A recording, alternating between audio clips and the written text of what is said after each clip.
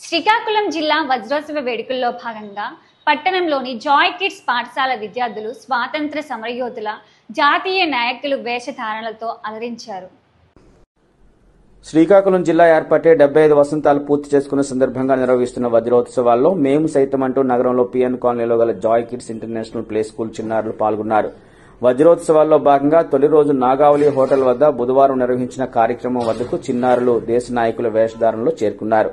గాంధీ, నెహ్రూ, సుభాష్ చంద్రబోస్ తదితర దేశ నాయకులు, త్రివిధ దళాలు, సివిల్ సర్వీసెస్ అధికారుల వేషధారణలో వారు అలరించారు.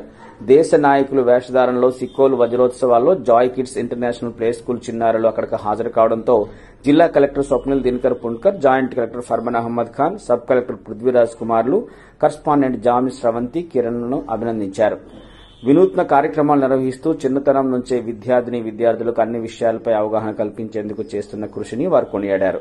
విచిత్ర వేషధారణలతో విచ్చేసిన చిన్నారులతో అధికారులు ముచ్చటించారు. వారికి ఆశీస్సులు అందజేశారు.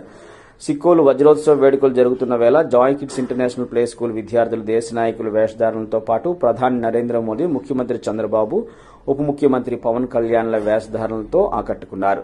ఆ చిన్నారులతో ఎమ్మెల్యే గొండు శంకర్ ముచ్చటించారు. పిల్లలతో సరదాగా మాట్లాడారు. వజ్రోత్సవాల్లో భాగస్వాములైనందుకు joy kids international play school correspondent Jami Sravanthi Kiran ను అభినందించారు. చిన్నారులను శభాష్ అంటూ భుజం తట్టి అభినందనలు తెలిపారు. కార్యక్రమంలో జాయ్ కిడ్స్ ప్లే స్కూల్ ఉపాధ్యాయులు, సిబ్బంది, చిన్నారులు పాల్గొన్నారు.